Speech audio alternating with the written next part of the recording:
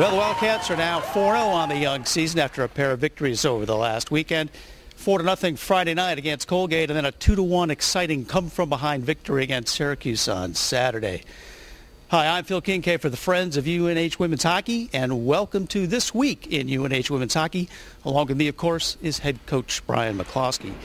Coach, I suppose Friday night's game against Colgate, we can forget about that one. Not the most scintillating game we've seen in a while, but boy, I'll tell you, that Saturday game against Syracuse was pretty exciting. Yeah, no, it's interesting in the course of a season you go through, Phil. You have not every night are you going to bring your A game. I thought Colgate was a young team. Probably their coach Scott Wiley knew that was their first game. It just seemed to be a game that was out of sync in many ways. Both teams had moments where they played well, but it wasn't a classic game, and I thought we were a little on the sloppy side. Saturday was probably not as most people expected, but I wasn't too surprised looking at their scores and knowing Paul Flanagan as I do, that Syracuse was deceivingly coming in here without a victory yet, having lost twice at Minnesota and tied Boston College Friday night coming from behind. So, Saturday's game was a severe test. There's no question about it. And, I think Syracuse will do some good things this year. We were probably fortunate to pull out the win the way we did. It was one of those games where I felt the team that fell behind, obviously the early going was kind of back and forth, was going to be in a tough situation because of the second night, both teams looking a little bit leg weary. But fortunately for us, we were able to capitalize on some opportunities, and as we all know, Kelly Patton and Michaela Long, two veteran players for us, stepped up at the end of the game. Yeah, that was it. I mean, there was 10 minutes left of the game. You're down 1-0. The team holds it together, but then Patton sets up Long for a beautiful backhander to tie the score, and then with just 7.2 seconds left, Kelly Patton scored one of the most beautiful goals I've seen in a long time. Looked like she pulled Lucy Shadle to the post and then went to the opposite side top shelf. Just a beautiful goal. Yeah, no, that was a classic goal. And Kelly's probably, good for her. She's played some terrific hockey for us all the 4 years she's been here. But she's played some good hockey for us early. Been someone we've really had to rely on. Probably felt she was a little snake bit, and it was nice to see her net the winner. Well, we've talked a lot about the young players so far this season. There's a lot of talent there. But really, when you talk about the Pattons and the Longs and the Birchards, there have been the veterans who have been holding this team together early on. Yeah, and that's not a surprise. Our core veteran group has been through a lot. They've matured nicely over the course of their 3-4 years here. And, Courtney has anchored the defense with Raylan Jingalewski. I mean, those are two solid kids. Courtney Sherry has really stepped up this year as well, I feel.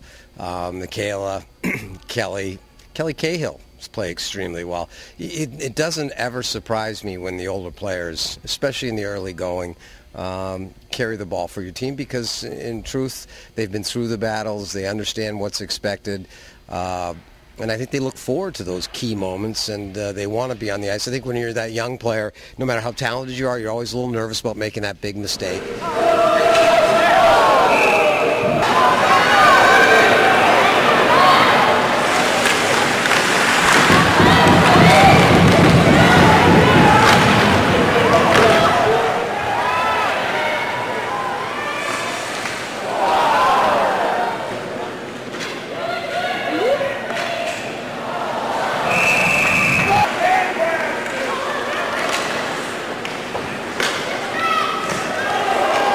This week we welcome one of the veterans who's been anchoring down the defense so far this season, and that's Courtney Birchard. Courtney, you take a look at the young season, how many things are going really well with the team right now, and certainly one of the things that stands out is how well the defensive core is playing. Just 2 goals in 4 games.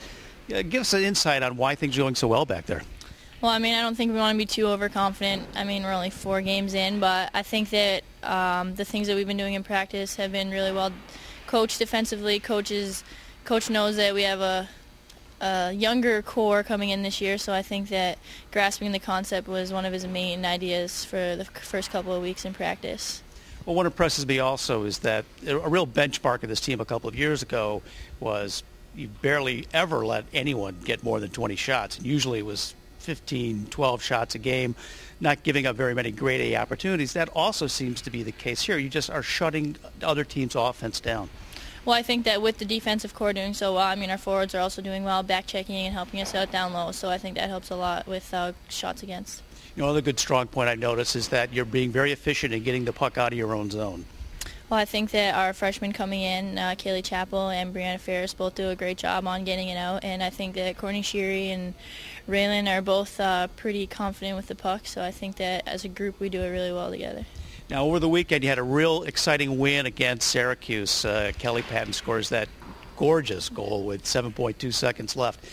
A real emotional lift for the team, I would imagine. How did the team react to that? And does that help the team long-term or anything and help building confidence? Well, I know that we came out a little slow at the beginning, didn't really know what to expect, but once the periods went by, we kind of picked our legs up, and we were tied, obviously, with a minute left, and after Kelly scored that goal, it was a great rush. I think everyone was really excited, and I think that it kind of opened our eyes, like, wow, we just can't wait till the last minute to put it in. We got to pick up our legs right from the start. And now this weekend, it's facing Niagara. Usually it's every year you play them for a pair of games, either it's in Niagara or back here. This time they're here at the WIT to play a pair of games. What are you looking forward to against Niagara? I think it'll be a great game. I think that they're going to be a stronger team. They have a new coach and a great game. We love our big ice, and I think that it'll be a great weekend. And they're pretty physical usually. They know. I mean, you know you're in for a battle when you play Niagara. Definitely. I think that we'll have to not get as many penalties, even though our defensive core is doing well. I think that staying out of the box will be a great help for us this weekend.